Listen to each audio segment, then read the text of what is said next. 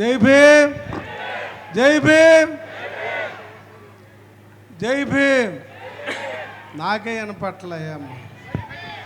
జై భీమ్, జై భీమ్, జై భీమ్, జై భీమ్. గట్టిగా ఈ స్టేజ్ కాదు, పక్కన 4 స్టేజ్లు కనపడాలి. జై భీమ్, జై భీమ్. ఇది నూజివీడి దెబ్బ అంటే. ఈ దెబ్బ ఎవడైతే మనకు ద్రోహం చేశాడో వాడిని మీద కొట్టాలి మనం. డివై చంద్రచూడ్ అనే జస్టిస్, సుప్రీంకోర్టు జడ్జి,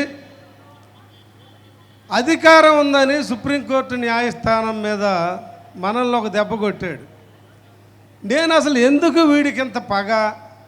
అంబేద్కర్ అంటే, మాలలంటే, దళితులంటే, అంబేద్కర్ అనుచరులంటే ఎందుకు ఈ డివై చంద్రచూడ్ అనే బ్రాహ్మణుడికి పగ అని ఆలోచిస్తే 1818 సంవత్సరంలో 1818వ సంవత్సరంలో మహర్లో భీమ్ కోరేగావ్లో, పూనాలోని భీమ్ కోరేగావ్లో బాజీరావు పేష్వా అనే బ్రాహ్మణ పేష్వాని వాడి సైన్యాన్ని 28,000 సైన్యాన్ని 500 మంది మహల్ వీరులు ముక్కలు ముక్కలుగా నరికి భీమ్ కోరేగావ్ సముద్రం పారిస్తే పారిపోయి గడి వదిలి పారిపోయిన బాజీరావు పేష్వా ముదిమనవుడే ఈ డివై చంద్రచూడ్.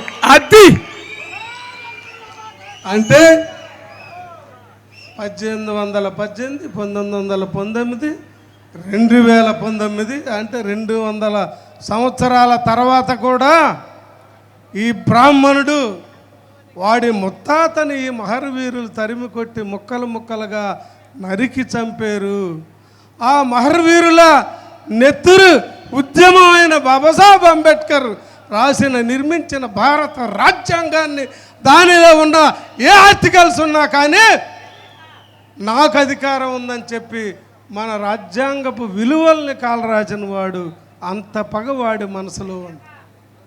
200 సంవత్సరాల తర్వాత మన మీద పగ తీర్చుకున్నాడు. మరి మనం కారం చేడు చేసినా ఓట్లేస్తున్నాం, చుండూరు చేసినా ఓట్లేస్తున్నాం, మన పథకాలు రద్దు చేసినా ఓట్లేస్తున్నాం, వర్గీకరణ పేరుతో మాలమాదిగల మధ్య అగాధాన్ని సృష్టించిన అదే పార్టీల్లో ఉండి ఓట్లేస్తూ ఉన్నాం. మిత్రులారా, సోదరులారా, తల్లులారా, ఈ వేదిక ముందు ఉన్న మీరు వేదిక బయట వెళ్ళాక మీ పార్టీ మాలలు, వైసీపీ మాల, టీడీపీ మాల, సిపిఐ మాల, సిపిఎం మాల, బీజేపీ మాల, ఈ వేదిక ముందు ఉన్న లోపల ఈ రోడ్డు ఎక్కక ముందు నువ్వు వీధులు ఎదురొచ్చి ఏ మహత్తర కార్యం కోసం అయితే డాక్టర్ అంబేద్కర్ నిర్మించిన రాజ్యాంగ విలువలను కాపాడటం కోసం కథం తొక్కుతూ నూజివీడిలోని అన్ని మండలాలు, గ్రామాల నుండి ఇల్లు వదిలి, బిడ్డలను వదిలి ఈ తల్లులు వచ్చారో వీళ్ళ స్ఫూర్తిగా ఈ ఉద్యమాన్ని ముందుకు తీసుకెళ్లాల్సిన అవసరం ఉంది. ఉందా లేదా? ఉంది. ఉందా లేదా? ఉంది.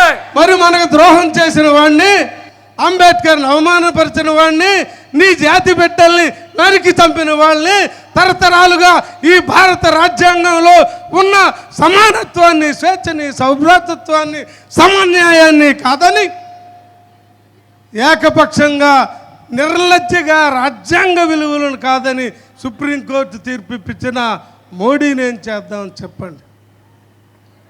మోడీకి అధికారం ఇద్దామా? ఇద్దామా? మరి వాళ్ళకి మద్దతు ఇచ్చిన వాళ్ళకి ఇద్దామా? ఏం చేద్దామో ఆలోచించండి, ఏం చేద్దామో ఆలోచించండి. ఇదే సుప్రీంకోర్టు తీర్పు ఇచ్చేటప్పుడు 1999 నుండి నేను కేసులో ఉన్నా.